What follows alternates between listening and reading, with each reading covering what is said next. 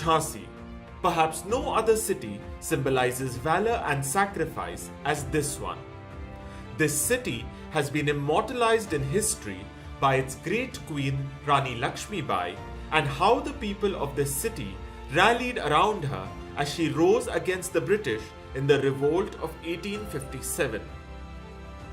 These historic buildings and monuments in and around the city have been a witness to Jhansi's glorious past. But the story of Jhansi is layered with many pieces that come together. To trace the story of Jhansi, you have to go around 130 kilometers south to Devgarh in Lalitpur district of Uttar Pradesh. It is here, in the forests by the banks of the Betwa river, that numerous Paleolithic tools were found, which tell us that the region was inhabited since the prehistoric time. During the ancient period, Jhansi and its surrounding region was a part of the Chedi Mahajanapada, one of the 16 kingdoms and republics that existed in North India at the time. Its importance lay in the fact that it was centrally located on the Dakshina Path, the ancient trade route that connected North and South India. These remnants of the Buddhist caves, hidden in the cliffs by the Betwa river, are a remnant of those times. Here, time stands still and you can even find wild crocodiles basking in the sun.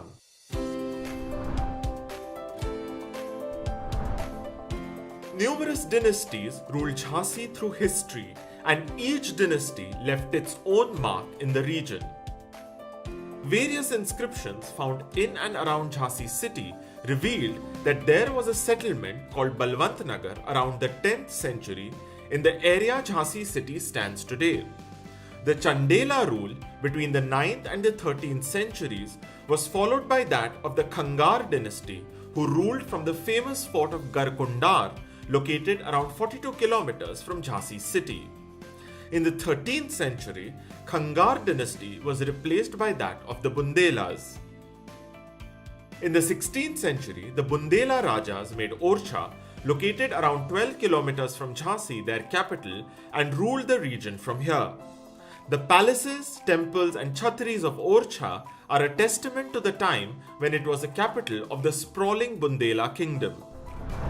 It was the greatest of the Bundela rulers, Raja Bir Singh Jodev, who recognized the strategic importance of the area and built a fortress on a barren hill known as Bangra in 1618 CE. It is this fortress that later evolved into Jhansi Fort, and the settlement around it became known as Jhansi.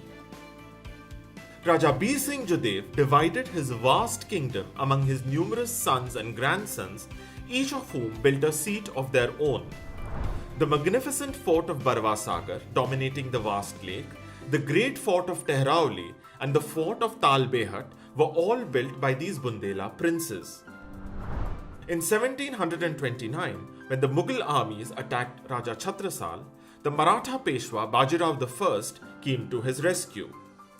In gratitude, Raja Chhatrasal gifted Jhansi and its surrounding areas to the Peshwa, who appointed a governor here.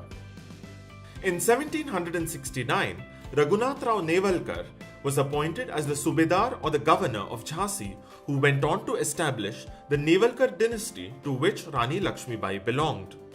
He extensively renovated the Jhansi fort and built the Rani Mahal, the Ganesh Mandir, and the Mahalakshmi Mandir in the Jhansi city. While Nevalkars were establishing their rule over Jhansi, another powerful kingdom emerged to its north. This was the kingdom of Samthar. Originally feudatories of the Datia state, the rulers of Samthar, who were from the Bar Gurjar dynasty, allied themselves with Mahadji Scindia and carved out an independent kingdom for themselves. Due to its strategic alliances, Samthar emerged as one of the most powerful kingdoms in Bundelkhand and employed several European mercenaries. The amazing combination of Bundelkhandi and European architecture seen in the Samthar fort is a testament to those times. Over time, Samthar kingdom also took over the fortresses of Amargarh and Lohagarh under their control. In 1842, Jhansi's last ruler, Raja Gangadhar Rao, married Manikarnika Tambe, who became known as Rani Lakshmi Bai. Following Raja's death in 1853, the British East India Company annexed Jhansi. The British forced the Rani to leave the Jhansi fort and move to the Rani Mahal. It is here, in this Rani Mahal, that Rani Lakshmi Bai lived till 1857, and it is here that the Indian fighters implored her to take over the leadership of the fight against the British. With Jhansi under their occupation, the British built a new fort known as the Star Fort in Jhansi's cantonment area. It was with the attack on this very Star Fort that the revolt of 1857 began in Jhansi.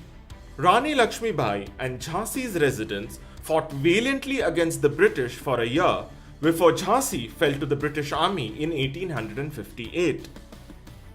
Not just the Jhansi fort, but even the forts of Barwa Sagar and Tal Behat saw fierce battles against the British.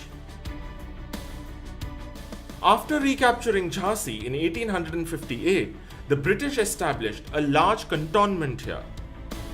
Another cantonment was established at Babina, and a dam was built at Sukma Dukma with a mile-long tunnel running through it. Today, Jhansi is a thriving modern city that combines the best of the old and the new. Presently, the Uttar Pradesh government, through the Municipal Corporation of Jhansi and the Smart City project, is working on preservation of these historic monuments. Some of the projects include landscaping, restoration, and the sound and light show at the Jhansi Fort, and the restoration of the forts of Tehrauli and Barwa Sagar. Let's all get together to preserve our common heritage.